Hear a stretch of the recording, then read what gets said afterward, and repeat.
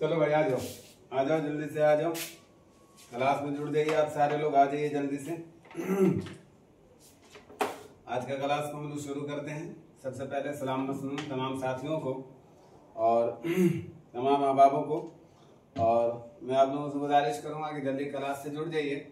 और आगे का हम लोग क्लास देखते हैं। आज का क्लास जो होगा हमारा यूजीसी नेट। आज हम लोग मसनवी बिकट कहानी को देखेंगे। बिकट कहानी को देखेंगे उससे पहले का रोजमर्रा की तरह यूजुअल जैसे हम लोग काम करते आ रहे थे वैसे ही पहले हम लोग क्या करेंगे, मसनवी फूलबंद और इब्ने निशाती से मुताल्लिक कुछ सवालात पे जो कुछ अहम पॉइंट हैं उन पे हम लोग डिस्कस करेंगे। आप लोग आंसर देने के लिए तैयार हैं?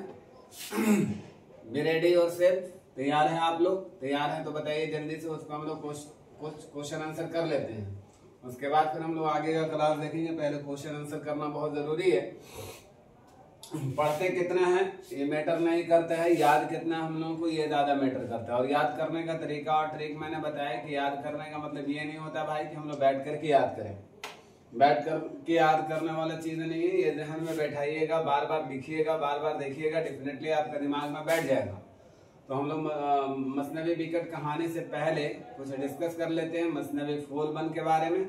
और मसनवी फूलबंद के मुसन्निफ जो हैं, इनके इस किताब के जो मुसन्निफ हैं उनके बारे में थोड़े बहुत डिस्कस कर लेंगे। फिर इंशाल्लाह हम लोग क्लास की तरफ चलेंगे। ठीक है, आप लोग रेडी हैं? सारे लोग तैयार हैं? तैयार हैं तो जल्दी से यस कह दीजिए कि हाँ तैयार हैं हम लोग आगे का क्लास देखने के लिए। आप लोग तैयार हैं?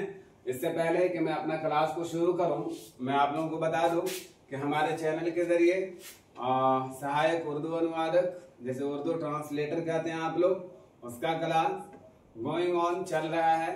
इसी तरह हमारा एक और class TRE4 Bihar teachers vacancy से मुतालिक एक क्लास चल रहा है। वहां पे भी हम क्लास लेकर के आए हुए हैं। उर्दू अदब से मुतालिक अभी हम क्लास करा रहे हैं। याद रखिएगा, उर्दू अदब से मुतालिक मैंने क्लास इसीलिए शुरू किया है कि उर्दू कवायद से मुतालिक हम लोगों के पास पहले से इल्म होता है, तैयारी करते हैं, BEd किए होंगे, DLEd किए होंगे, तो उर्दू की पढ़ाई किए होंगे। इसी तरह फिर आप लोग स्टेट और सीटेट में बैठे होंगे तो वहां पे भी आप लोगों को मौका मिला होगा पढ़ने का। इसीलिए मैंने उर्दू अदब को पहले तरजीह दिया ताकि उर्दू अदब को हम लोग पहले देख लें। उसके बाद इंशाल्लाह जब वक्त मिलेगा, अगर वक्त की गुंजाइश रही तो इंशाल्लाह हम आगे का क्लास आपको लेकर के आएंगे कवायद पर। लेकिन पहले उर्दू अदब को हम लोग कंप्लीट कर लेते हैं। PGT और TGT वाले क्लास देखना मिस ना करेंगे। अगर आपने मिस कर लिया, उस पर भी ज्यादा मेरा क्लास नहीं हुआ, 2 ही क्लास हुआ है। अगर वो क्लास वॉच करेंगे तो PGT और TGT वाले मिस ना कीजिएगा। वो क्लास आप लोग जरूर देख लीजिएगा। बहुत शॉर्ट में बहुत सारा कॉन्सेप्ट ऐसा दिया गया है जो ऑलरेडी आपके एग्जाम से रिलेटेड बहुत ही अहम इंफॉर्मेशन है। उन सारी चीजों को पढ़ लीजिएगा एग्जाम में बैठने से पहले। पढ़ लेने का मतलब ये है कि आप सिर्फ देख लीजिएगा, यही आपके लिए इनफ है, काफी है। इतना से ही आपका क्वेश्चन बन जाएंगे। एक बात। दूसरी बात, अगर मैं आप लोगों से रिक्वेस्ट करूं, अगर मेरा क्लास आप लोगों को अच्छा लगता है तो ज्यादा से ज्यादा लाइक कर दीजिए। Channel MS Urdu academy class को आप लोग सब्सक्राइब करके रखिए ताकि इंशाल्लाह आने वाला समय में हर तरह के एग्जाम की तैयारी कराई जाएगी इस प्लेटफॉर्म से।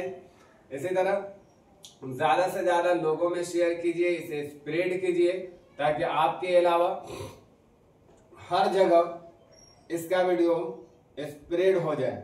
मतलब इस चैनल के थ्रू हर लोगों तक इसकी इंफॉर्मेशन पहुंच जाए ताकि वह आने वाले समय में उन्हें कोई प्लेटफॉर्म ढूंढने की जरूरत ना पड़े। इंशाल्लाह उनको आसानी से हर चीज मुहैया हो जाए। तो अगर अच्छा लगता है वीडियो तो ज्यादा से ज्यादा शेयर कीजिएगा, लाइक कीजिएगा। किसी तरह का कोई भी कमेंट हो, पॉजिटिव हो, नेगेटिव हो, किसी तरह का हो, कमेंट करने में कोताही मत बरतिएगा।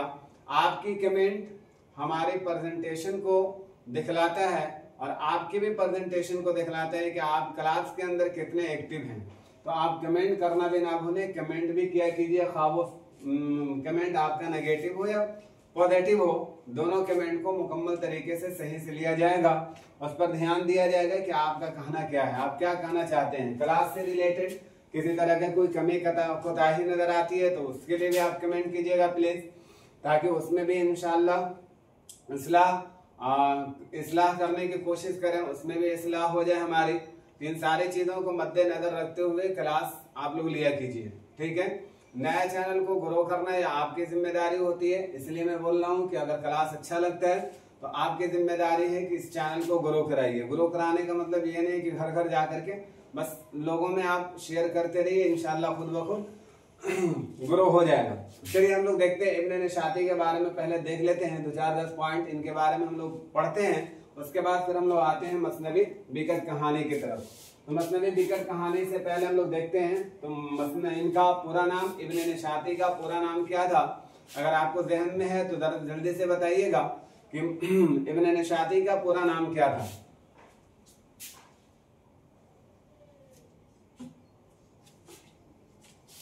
इब्न नशाती का पूरा नाम मोहम्मद मजहरुद्दीन इब्न नशाती था, और मैंने बताया था कि इसी के वजन पर इनके वालिद मोहतरम का भी नाम था मोहम्मद फखरुद्दीन या शेख फखरुद्दीन।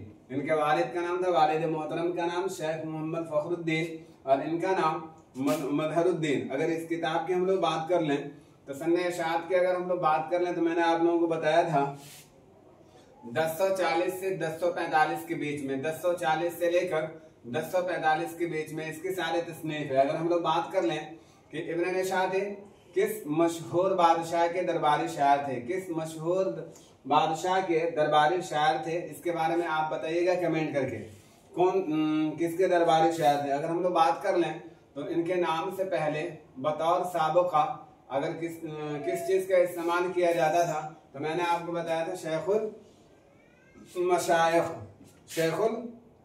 मशाइख के नाम से। अगर हम लोग बात कर लें तो इब्न नशाती अपने जमाने के, अपने दौर के दूसरे बड़े शायर में शुमार किए जाते हैं। ये भी बात आप लोगों को याद होगा। यकसा इनको नज़्म नसर पे महारत हासिल थी, यकसा मतलब बराबर, यकसा इनको नज़्म नसर पे महारत हासिल थी। इब्न नशाती की अगर हम लोग बात कर लें तो ये बुनियादी तौर पर इंशा पर्दास थे। इंशा पर्दास का मतलब क्या होता है हम लोग आगे देखेंगे। मसनवी फूलबंद एक बहुत ही मशहूर तसनीफ है जो इब्न नशाती ने अब्दुल्ला कुतुब शाह के दरबारी शायर थे और उन्हीं के ज़माने में इस किताब की तसनीफ हुई थी। मोहम्मद मजहरुद्दीन की अगर हम लोग बात कर लें तो मोहम्मद मजहरुद्दीन इब्न नशाती ने अब्दुल्ला कुतुब शाह के शान में या अब्दुल्ला कुतुब शाह की मदह सनाई करते हुए इन्होंने 38 अशार लिखे थे। कितने अशार लिखे थे? 38 अशार लिखे थे।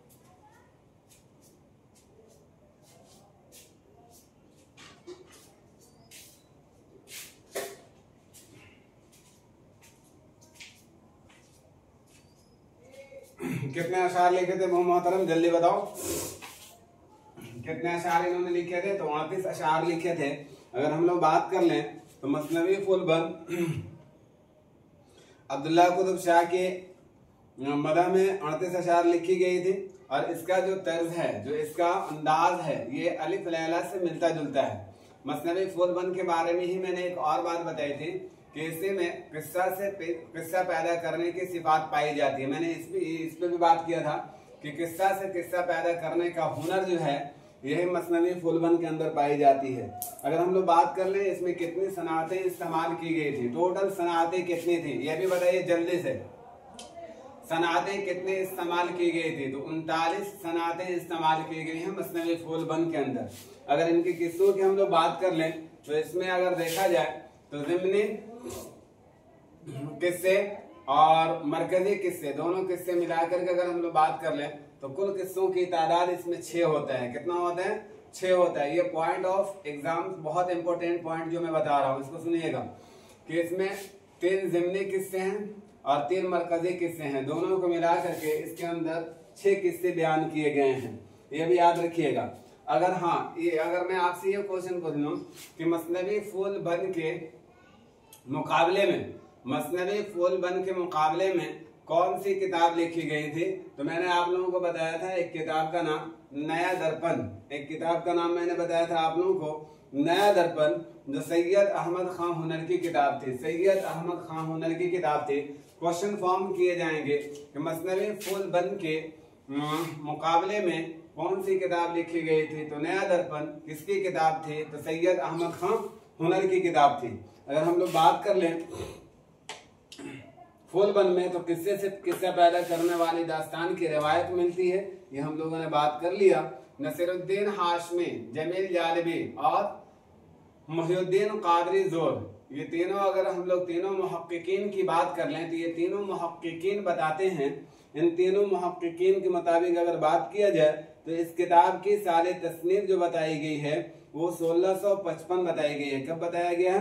1655, या फिर इसी को हम लोग कह सकते हैं 1066। 1066 पे तीन लोग मुत्तफक हैं। उसमें कौन कौन है? जमील जालबी साहब हैं, मुहिउद्दीन कादरी जोर साहब हैं और उसके बाद नसीरुद्दीन हाशमी साहब हैं। इनके नसीरुद्दीन हाशमी साहब की कौन सी किताब थी? जल्दी से कमेंट करके बताइए। जमील जालबी की कौन सी किताब थी और इनका मुहिउद्दीन कादरी जोर साहब की कौन सी किताब थी? ये तीनों किताब का नाम आप लोग कमेंट करके जल्दी से बताइएगा। इसी का वो मुनकर है। कौन मुनकर है? अब्दुल कादिर सरवरी। अब्दुल कादिर सरवरी कहते हैं कि नहीं 1066 न होकर के बल्कि 1076 में उन्होंने बताया कि नहीं 1066 नहीं बल्कि 1076 में है। यहाँ तक की बात समझ में आ गई आप लोगों को? तो बोलिए आगे हम लोग चलते हैं।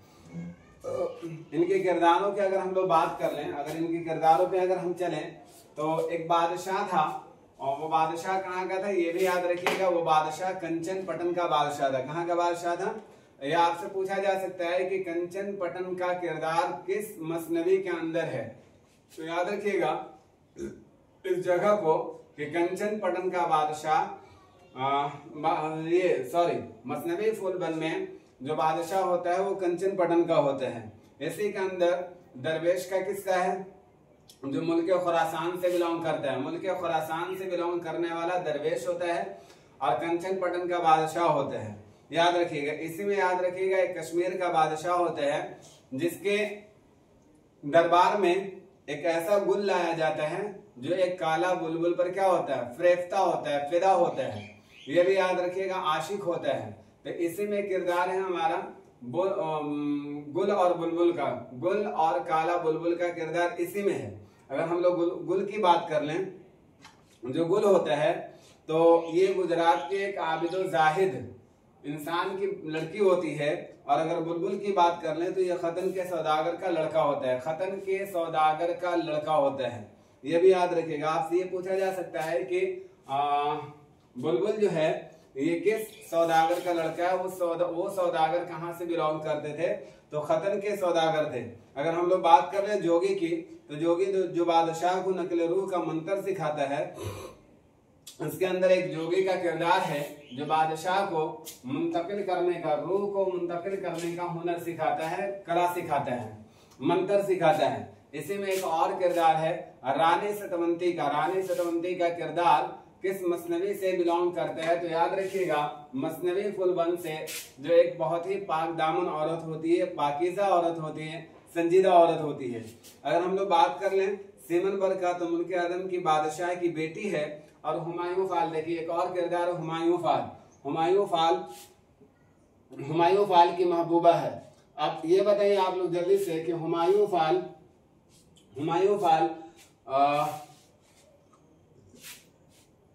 कहाँ का शहजादा होता है और वो किस पर फरेफ्ता होता है? कहाँ का शहजादा होता है और किस पर फरेफ्ता होता है? तो फरेफ्ता होने के बारे में भी हमने आपको बताया सीमनबर पे। अब ये बताइए कि ये कहाँ का शहजादा होता है, ये भी साथ में बताइएगा।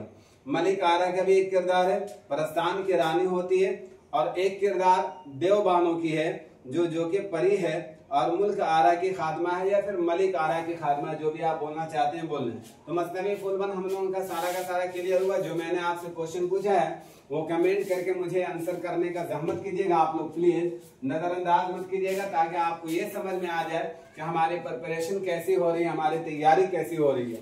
ठीक है, हमारी जहाँ तक की बात होती है ये ज्यादा से ज्यादा हम लोग ज्यादा से ज्यादा यहीं पे लर्न करने की कोशिश करते हैं। लिख करके बहुत सारी चीजों को ना रखा जाए, बल्कि ऑलरेडी उसको इतना पढ़ा जाए कि वो दिमाग में बैठ जाए हम लोगों का। यही सारी चीजें बीपीएससी 3-4 वाले जो स्टूडेंट हैं जो इस बार एग्जाम में बैठना चाहते हैं वो भी इस क्लास को मिस ना करेंगे। उनके लिए ये क्लास बहुत इंपॉर्टेंट है, आप भी क्लास को देख लीजिएगा। चलिए हम लोग देखते हैं आगे में। कि यूजीसी नेट जेआरएफ दिसंबर 2025। आज हम लोग बात करने वाले मसनवी बिकट कहानी। मसनवी बिकट कहानी जो ये किताब है मोहम्मद अफजल साहब का किताब है। इनका नाम याद रखिएगा मोहम्मद अफजल, और इनको अफजल झंझानवी के नाम से हम लोग जानते हैं। मसनवी बिकट कहानी अफजल झंझानवी। अफजल झंझानवी इनकी किताब मसनवी बिकट कहानी। कौन सी किताब? मसनवी बिकट कहानी अफजल झंझानवी। बिकट कहानी अफजल झंझानवी। पॉइंट्स याद कीजिएगा, दिमाग में रहेगा। अफजल झंझानवी उनकी किताब मसनवी बिकट कहानी। मसनवी बिकट कहानी अफजल झंझानवी। क्या मैंने बोला? मसनवी बिकट कहानी अफजल झंझानवी। याद रखिएगा, इनका पूरा नाम मोहम्मद अफजल था। और बिकट कहानी याद रखेंगे एक बात और, बिकट कहानी जो है ये 12 मासा जो एक मसनवी की हैयत में लिखी गई है। 12 मासा की एक कहानी है। 12 मासा क्या होता है आगे में हम लोग देखते हैं। नीचे मैंने कुछ पॉइंट लिख रखा है। 12 मासा मतलब 12 महीने से मुताल्लिक ऑलरेडी है। और अफजल साहब ने इसको त्योहारों के अकॉर्डिंग 12 जगहों पर डिवाइड किया है। और हिंदुस्तानी त्योहारों को इन्होंने मतलब महीनों से इंडिकेट करके ऑलरेडी इसको बताया है। तो अगर हम लोग बात कर रहे हैं मसनवी बिकट कहानी किसकी किताब है? अफजल झंझानवी। अफजल झंझानवी का नाम मोहम्मद अफजल। एक बात याद रखेंगे, बिकट कहानी को ही 12 मासा भी कहा जाता है। क्या कहा जाता है? 12 मासा भी कहा जाता है। और 12 मासा को सबसे पहले बिकट कहानी का नाम देने वाले कोई अगर शख्स हैं तो वो मीर हसन है। ये भी याद रखेंगे, मीर हसन। बिकट कहानी को 12 मासा को बिकट कहानी के नाम देने वाले सबसे पहले शख्स जो है वो मीर हसन है। कौन है? मीर हसन है। ऐसे करके याद रखिएगा, हमेशा याद रहेगा, भूलने के कोई बात ही नहीं होगी कि आप भूलेंगे। इस किताब की दुरुस्त साल तसनीफ तो इल्म में नहीं है। अगर हम लोग बात कर लें इस किताब का, तो इस किताब का सही साल तसनीफ तो इल्म में नहीं है। लेकिन इतना जरूर बताया जाता है कि मोहम्मद अफजल साहब जो हैं, अफजल झंझानवी साहब हैं, इनकी वफात की तारीख जो है ये 1625 और 26 के बीच में है। तो डेफिनेटली आप अपना माइंड से भी कैच कर सकते हैं कि 1625 और 26 के बीच में जब इनका इंतकाल हुआ है या इस असना में इंतकाल हुआ है, तो इससे पहले की किताब है। 10 साल, 20 साल, 15 साल, 18 साल जितना भी हो, तो ये समझ में आता है। एक बात यहाँ से ये निकल करके आती है, इनकी साले वफात अगर देखा जाए तो साले वफात से अगर मिलाया जाए, अगर कयास किया जाए, अगर अंदाजा लगाया जाए, तो ये जो किताब है मसनवी बिकट कहानी ये 17वीं सदी की किताब है। कब की है? मैंने लिख भी रखा है कि बिकट कहानी जो है 17वीं सदी की तसनीफ मानी जा सकती है, कही जा सकती है। तो आपसे ये क्वेश्चन पूछा जाएगा कि मसनवी बिकट कहानी किस सन की तसनीफ है, तो याद रखिएगा 17वीं सदी। किस सदी की किताब है? तो 17वीं सदी की किताब है। इसलिए कि इनके लेखक जो हैं, इनका राइटर जो है, मुसन्निफ जो हैं अफजल झंझानवी, इनकी वफात ही होती है 1625 और 26। 1625 तो 1625 से एक साल और आगे बढ़ेंगे 17वीं सदी हो जाएगा। चलिए आगे देखते हैं। लेकिन इनकी वफात इतना में हो जाता है, कयास आराई की जा सकती है कि इस तारीख से कब इसको मुकम्मल कर लिया गया होगा। सही बात है, जब इनकी वफात हो गई तो इससे पहले ही किताब को क्या कर लिया गया होगा? इस किताब को लिख दी गई होगी। और जब इस किताब को लिख दिया गया होगा तो उसी के अकॉर्डिंग मैंने आपको यहाँ पे बता दिए। अब देखो इसमें जो पॉइंटेड बात है वो याद रखिएगा कि इसमें कुल अशार की तादाद, अगर हम लोग बात कर लें तो 321 है। क्या है? 321 है। अब मैं आपसे एक बात पूछना चाहूंगा, आप लोग जल्दी से बताइएगा कि मसनवी कुदमराव में कुल अशार की तादाद कितनी है? मसनवी कुदमराव में कुल अशार की तादाद कितनी है, ये आपको बताना है जल्दी से। ये बात आपको याद रखना है और बताना है।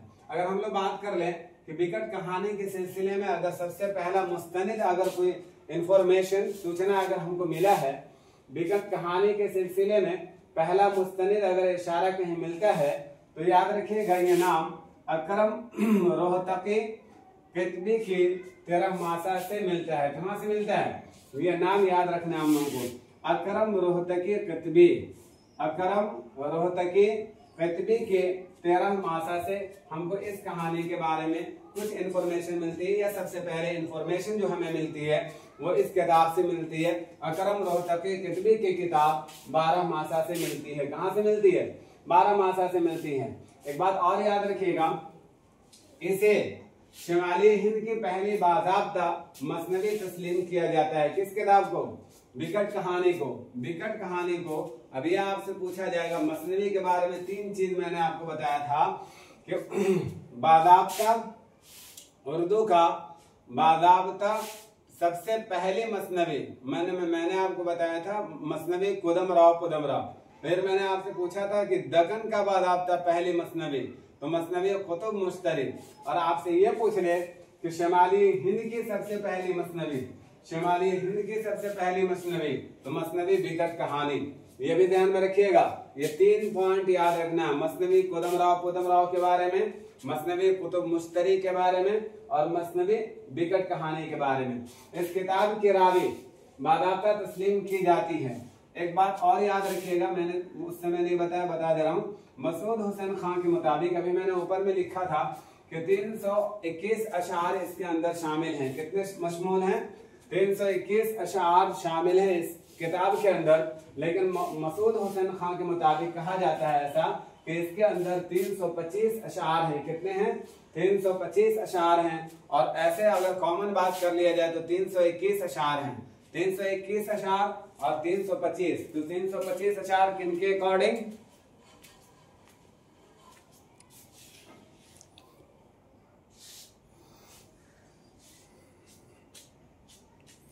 किनके अकॉर्डिंग 325 अशार?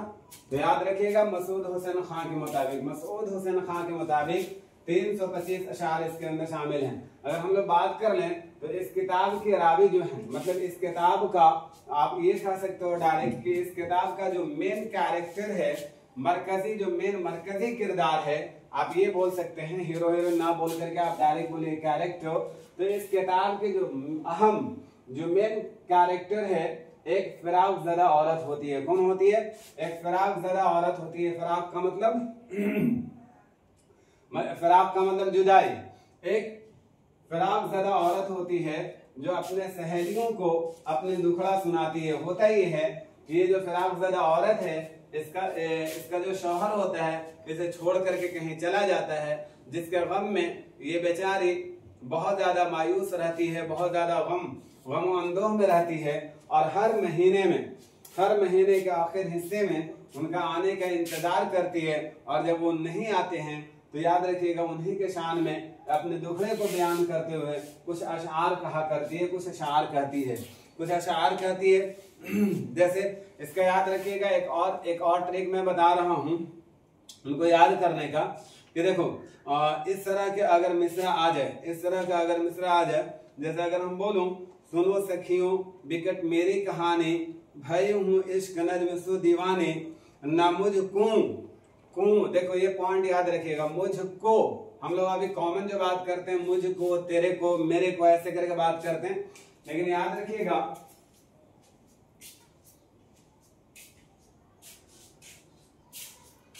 उर्दू की इब्तिदाई जमाने में अगर दक्कन के अगर हम लोग उर्दू की बात कर लें तो उसका भी तर्ज हम लोगों को बहुत अच्छे तरीके से समझ में आ जाता है। फाइंड आउट कर लेते हैं कि अंदाज दक्कन वाला अंदाज है, दक्कनी अंदाज है। इसी तरह इस अगर बिकट कहानी की हम लोग बात कर लें तो इसकी शायर से भी, इसके अशआर से भी आपको समझ में आ जाएगा कि इसका अंदाज से आप पकड़ लीजिएगा कि ये बिकट कहानी का ही अंदाज है। मतलब इनका अंदाज कहा जाए बनिस्बत और अशआर से बहुत अलग तरीके का देखते हैं, इसीलिए इसको आसानी से हम लोग फाइंड आउट कर सकते हैं।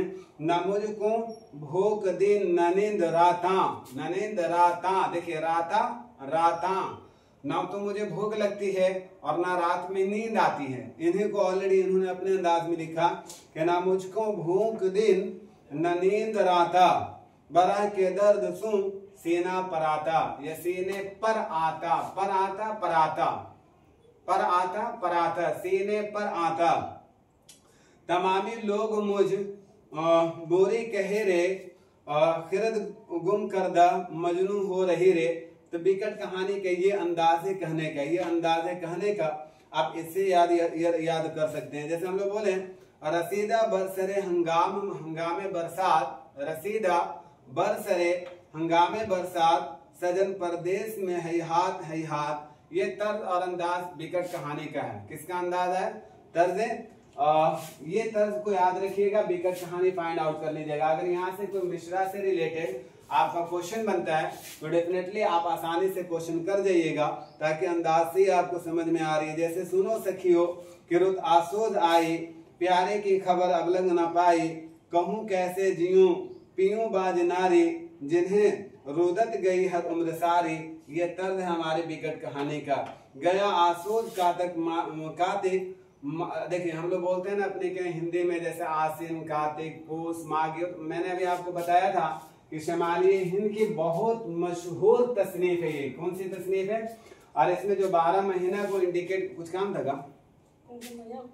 हम आ रहे थे रास्ते में, आवाज दे देंगे।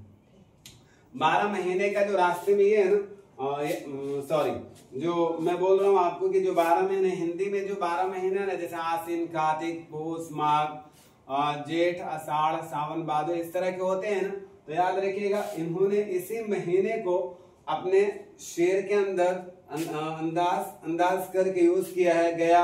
गया आसोज कार्तिक, और हम लोग बोलते हैं आसिन, कार्तिक, पूस, माघ, ऐसे करके बोलते हैं ना। तो मांस आया सुलौने श्याम को परदेश भाया, गई बरसात रुत निखरा फलक सब, नमी दानम के साधन घर फिर आया, या फिर कब। इस तरह का अंदाज जो है आपका मसनवी बिकट कहानी का है, तो ये आपको समझ में आ जाना चाहिए। चलिए, तो इस किताब की रावी जो है एक फिराकज़दा औरत होती है जो अपने सहेलियों को अपने दुखड़ा सुनाती है। दुखड़ा कैसे सुनाती है? अशार के अंदाज में सुनाती है, और अशार के अंदाज में सुनाती है, उसमें अपने गमो अंदोह को क्या करती है? पिरोती है, और एक तर्ज अंदाज अलग तरीके से लेकर के आती है, और सारी चीजों को अपने सहेलियों के पास रखती है। इसमें हिंदुस्तानी त्योहारों का जिक्र जा बजा मिलता है। याद रखिएगा, हमारे जो हिंदुस्तान है, तो हिंदुस्तान में कई तरह के त्योहारें हैं। हिंदू, मुस्लिम, सिख, जैन, सारे लोगों का डिफरेंट तरह का त्योहारें हैं। तो उन सारे त्योहारों का ये जिक्र करती हैं, और जिक्र जो करती हैं ये हिंदुस्तानी त्योहारों का जिक्र करती है। किसके? हिंदुस्तानी त्योहारों का जिक्र करती है। अफजल ने त्योहारों का जिक्र महीनों की मुनासबत से करते हैं। किससे करते हैं? अफजल झंझानवी, जो ऑलरेडी ये त्योहारों का जिक्र करते हैं, तो हर त्योहार को एक महीने से क्या कर देते हैं? मुंसलिक कर देते हैं, एक महीने से ऐड कर देते हैं, जोड़ देते हैं, और जोड़ करके वो सुनाते हैं, बताते हैं। अगर हम लोग बात कर ले कि इस जबान की बुनियाद खड़ी बोली, देखिए दक्कन वाली बोली मैंने बोला था ना अभी आप लोगों को, खड़ी बोली पर खड़ी बोली को तस्लीम किया गया है। लेकिन याद रखिएगा इसमें ब्रिज भाषा, अवधी और पंजाबी के भी असर नुमाया तौर पे जाहिर होते हैं। मतलब याद रखिएगा कि खड़ी बोली को तो मेन बनाया ही गया है। खड़ी बोली के साथ साथ याद रखिएगा इसमें ब्रिज भाषा, उसके बाद कन्नौजी, इसी तरह अवधि का भी असरात नुमाया तौर पे हमको देखते हैं। किसमें? इस किताब के अंदर। इस कहानी की अगर हम लोग बात कर लें तो ये कहानी शायद नीचे वाला आपको नहीं दिखता होगा, इसलिए मैं पढ़ दे रहा हूँ, समझ में आ जाएगा आपको। ये कहानी सबसे पहले रिसाला कदीम उर्दू में शाया हुआ था। That is the very very important point, याद रखिएगा। रिसाले से क्वेश्चन बनते ही बनते हैं। किस रिसाले से, किस रिसाले में कौन सी किताब शाया हुई थी, कौन सी इंफॉर्मेशन शाया हुई थी, इससे रिलेटेड क्वेश्चन बनते हैं। तो याद रखिएगा ये कहानी जो है, मतलब बिकट कहानी सबसे पहले रिसाला कदीम उर्दू में शाया हुआ था। ये याद रखिएगा, रिसाला कदीम उर्दू, रिसाला कदीम उर्दू। आपसे ये पूछा जाएगा कि मसनवी बिकट कहानी किस रिसाले में सबसे पहले शाया हुई थी, तो कदीम उर्दू रिसाले में शाया हुई थी। मीर हसन ने इस किताब को सबसे पहले बिकट कहानी का नाम दिया था। अभी मैंने आपको बताया था ना, अभी मैंने आपको, please do not silence your self, अपने आप को चुप ना रखें ना, प्लीज बोलता रहा कीजिए। आप लोग कमेंट करेंगे, मुझे समझ में आएगा कि हाँ आपको बात समझ में आ रही, ना आ रही है फिर से बोलिए, पुनः ऑलरेडी उसको हम दोहराने का कोशिश करेंगे। चुप नहीं रहेंगे क्लास के अंदर, कुछ ना कुछ आप भी बोलिए, ताकि गाड़ी मिला जुला करके चलाई जाए। एक के साथ, हमारे साथ बोलते हैं ना कि दोष बदोश होकर के, कांधे से कांधे मिला करके चले, डेफिनेटली आपको भी फायदा होगा। हर चीज कोशिश मैं कर रहा हूँ कि यही आपको सिखाऊं। तो सबसे पहले रिसाला कदीम उर्दू में शाया हुआ। मीर हसन ने इस किताब को सबसे पहले बिकट कहानी का नाम दिया था। क्या नाम दिया था? बिकट कहानी का नाम दिया था। और उसके बाद अगर हम लोग बात कर लें तो इस किताब को तरतीब करने वाले, मुरत्तब करने वाले दो अशखास का नाम याद रखिएगा, बहुत इंपॉर्टेंट है। इस किताब को तरतीब देने वाले नूरुल हसन हाशमी हैं और मसूद हुसैन खां हैं। दोनों ने मिल करके इस किताब को क्या किया है, तरतीब दिया है। इस किताब को तरतीब दिया है। यहाँ तक की बात क्लियर हुआ।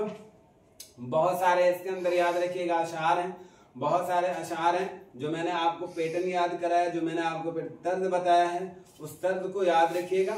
डेफिनेटली आप गलत नहीं कर पाएंगे, आपका हर चीज हो जाएगा। क्वेश्चन अगर रिलेटेड टू अशार अगर पूछ ले तो भी इंशाल्लाह आप कर जाइएगा। बस अंदाज तर्ज पे ध्यान रखिएगा, जो मैंने तर्ज दिया है वो तर्ज पे आप काम ये हो जाएगा तो आपको समझ में आ जाएगा।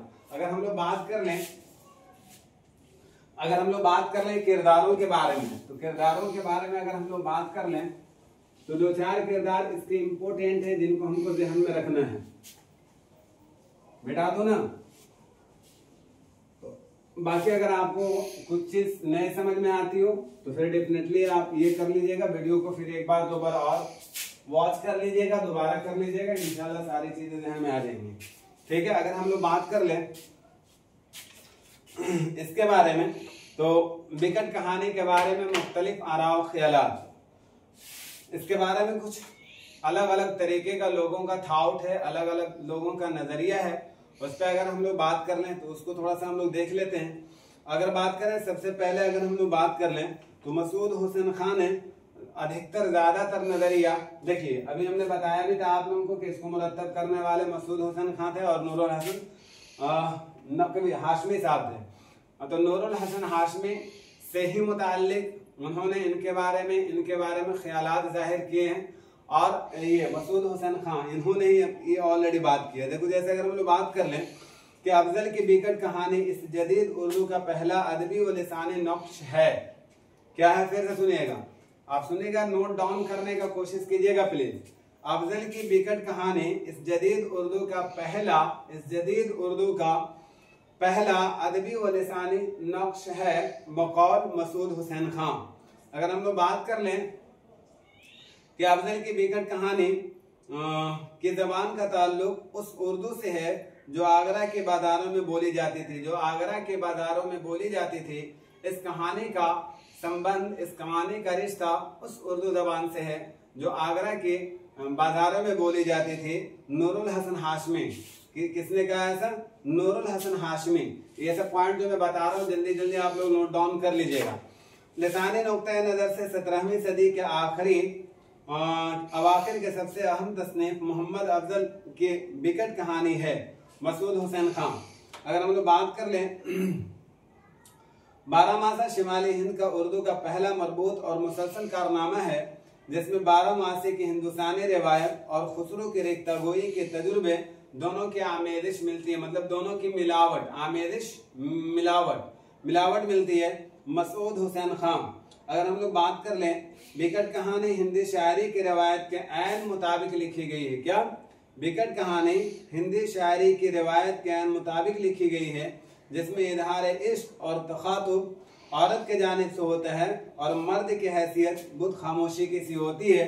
खलील अहमद बैग, यही एक ऐसा आपका कॉल है जो ऑलरेडी याद रखेंगे, अलग है खलील अहमद बेग।